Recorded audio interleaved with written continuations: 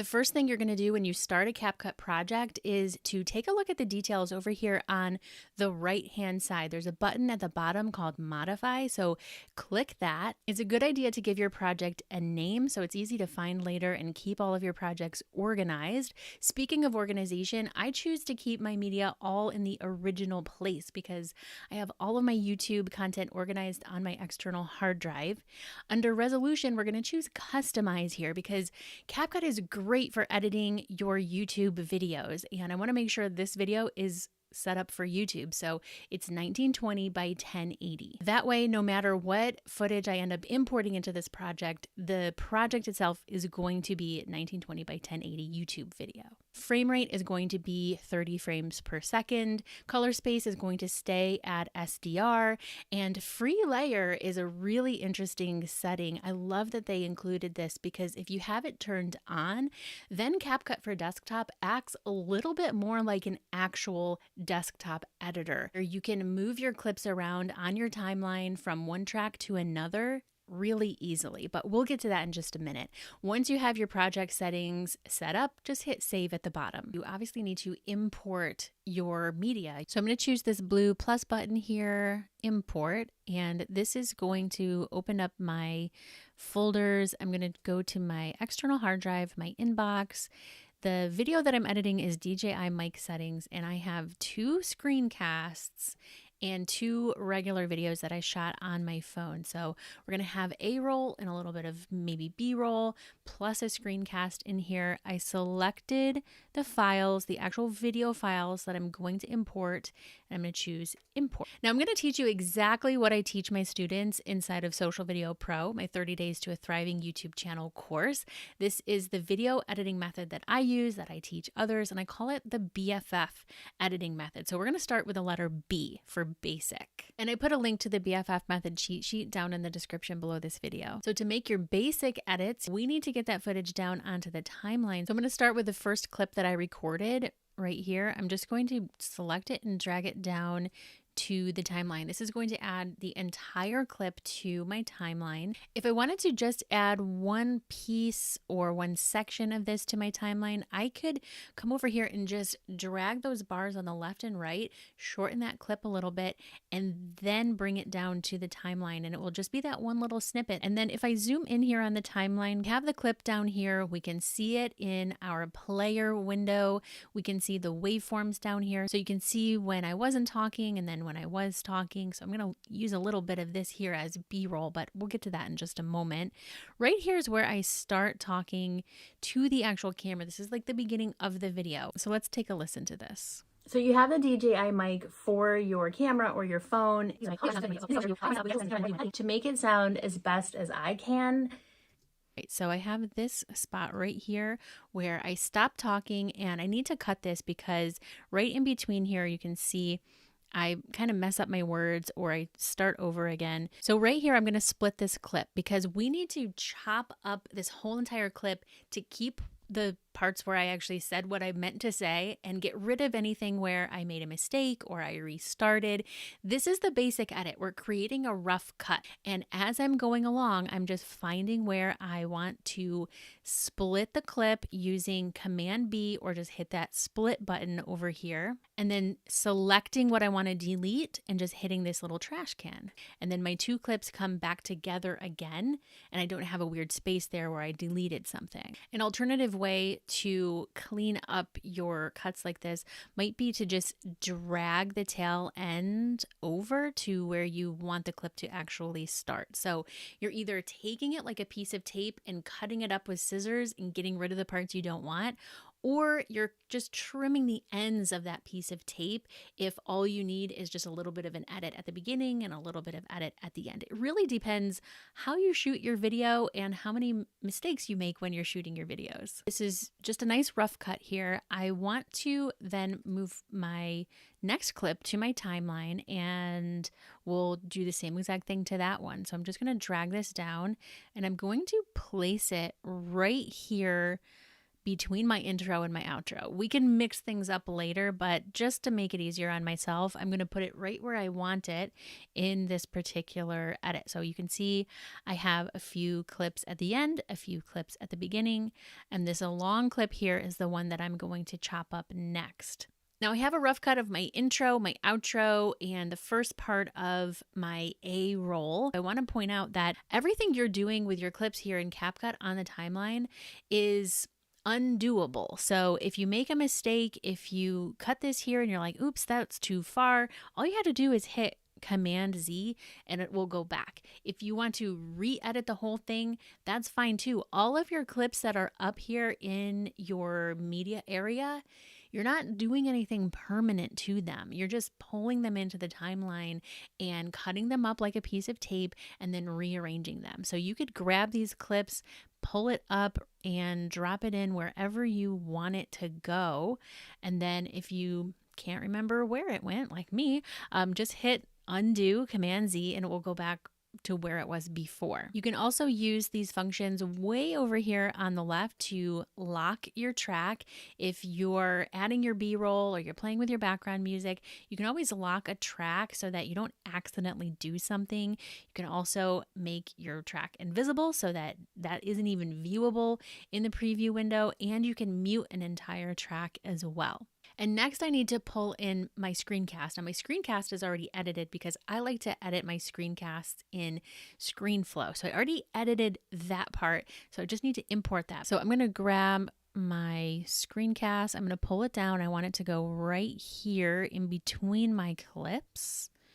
And that's in there. And then I have another little snippet to put right after that. So I'm going to drag that down too. So I now have a complete rough cut, and depending on your needs or your desires for this video, you could be done with it. You could export it to YouTube. But what about text and effects and background music? You may want to fine tune this a little bit, make it look a little bit more polished and a little bit more professional. So we'll talk about fine tuning in just a minute. If you are done and you want to export your video, I show that at the very end. So you can use the timestamps to skip ahead to the exporting process if you want to go there now. And hey, if this video is helpful for you so far, make sure you hit that thumbs up for me. That helps other people discover this video too. So let's talk about text. Up here at the very top, I'm going to choose text, and we have default text. We can add this to our project. Just hit the plus button, and that's going to add a little text box right here, and you can see it on our player. You can see it down here on our timeline, and we can treat this just like it was a regular clip. We can move it around. We can put it wherever we want it to go. We can also change the length just using the trim handles on either side. Here, I'm just going to double click on the text. I have it selected in the timeline, so I could just grab this and move it someplace, but I want to put it right back in the middle. I'm going to use my guides. If I double click, then I can just fill this in and start typing. It's also over here in this text box over here on the right hand side. I can choose what font I want. I can use the slider to change my font size. I could also just type in the number or use the arrows here. And we have the style buttons, so we could make it bold, we could make it underlined or italicized. We can change the colors. There are some preset styles. So if you use the CapCut apps, you know these styles come in really handy. So you can make it with an outline, you could reverse it. There's all of these preset styles here. We have character spacing, which is going to spread your characters out. We have line spacing, which is something that you might want to do. This is going to kind of depend on the font that you choose. We have position and size. You can add a custom stroke or outline, background, just change the color, text shadow. You have all of these text settings, which are really great. You also have this option and just use some of these default ones here. Then you also have these text effects. That's a basic title screen, basic text function that you can do in pretty much any editor. But CapCut has a couple of other features for text, like animation, where you can have it fade in. I'm not going to get into tracking in this video because it's a little bit more complicated than what I'm trying to do. And if you're familiar with text to speech options on like TikTok, for example, you also have those here inside of CapCut. So for example, if I wanted the voice of Jessie to say my title, it would sound like this. DJ on mixed settings. That didn't sound that great. The other text option I wanted to show you is the captions. Come down here on the left to auto captions and hit create. And you can see I now have this whole other row, this whole other track in my timeline, and these are the captions. So you can see I have them down here, and you can go through and just check them. You could click on one, double click, and edit it up here if it transcribed the word wrong or if you want to capitalize something. When you edit your styling, this is where I really like the preset styles from CapCut.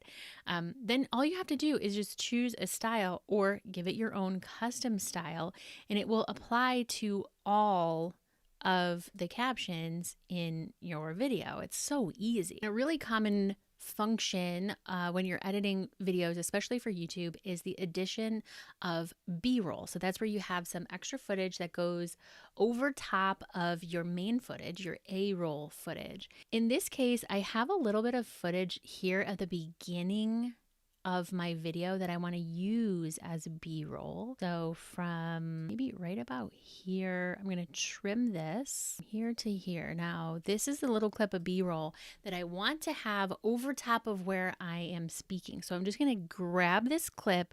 I'm just going to keep my mouse button down. I'm going to hold this down and see how if I just keep dragging it places, it's going to give me these guides and ask me where I want to put this thing. So I'm going to, for right now, I'm going to drop it right here, and it just created a whole new track. I'm going to bring my title up a track. So these are kind of swapping places. We'll do something like this. So I have my title over top of my B-roll. And now that it's there, I think I will give this a little bit of a look. So I got a little bit of B-roll in there.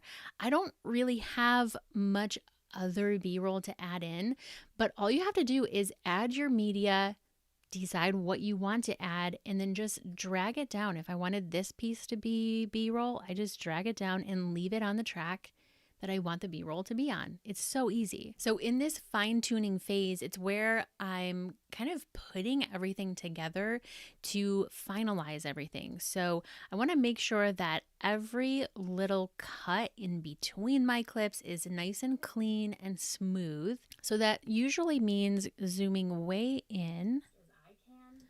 You can see from my waveforms where I stop talking here, and then I start talking here. So I'm just trimming the ends just a little bit. So at this point, you've done your basic edits, you've done your F fine tune edits. The final F in BFF method is getting a little bit fancy. What I like to talk about here are adding lower thirds to your videos, adding background music, and this is actually pretty easy. With the text function, you can easily add lower thirds by choosing a text template or even just coming in and using regular text. So let's add a regular default text. You have your text, you would have an animation where you could, let's see. So your lower third is coming in just like that. It just kind of fades in.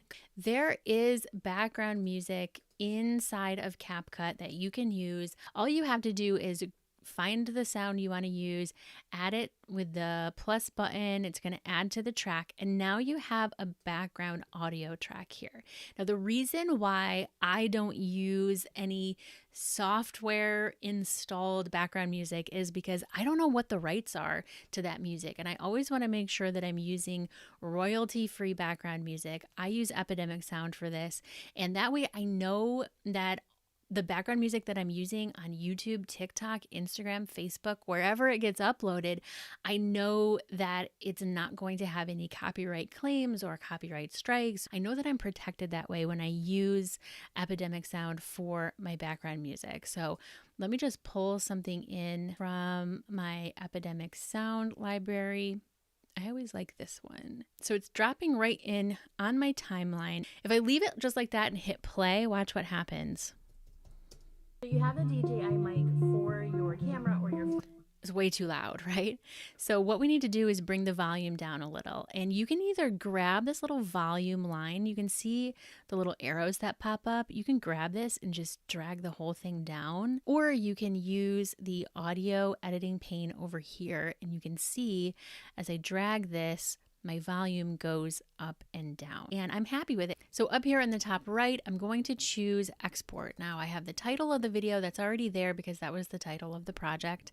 CapCut wants to know, where should we export this video to? So where's that final version of the video going to go?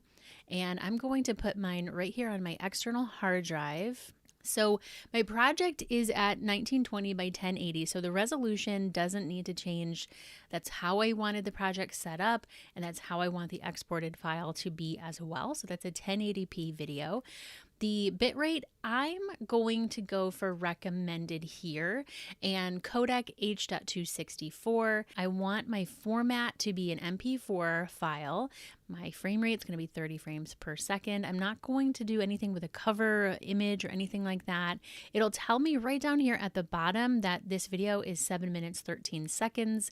It's going to be 878 megabytes in size, and hit export. It'll take a few minutes, just like any video editing software will take to export, and then you can upload it to YouTube. So now you know how to use the BFF method that I teach inside of Social Video Pro, my 30 Days to a Thriving YouTube channel program, and you know how to use it with CapCut so you can create professional looking, polished YouTube videos. Don't forget, you can download the BFF method cheat sheet. I'll link to that. And if you really want to grow your YouTube channel without spending forever, I will pull up my whole playlist that'll show you exactly how to do that by building a niche channel, and I'll see you there.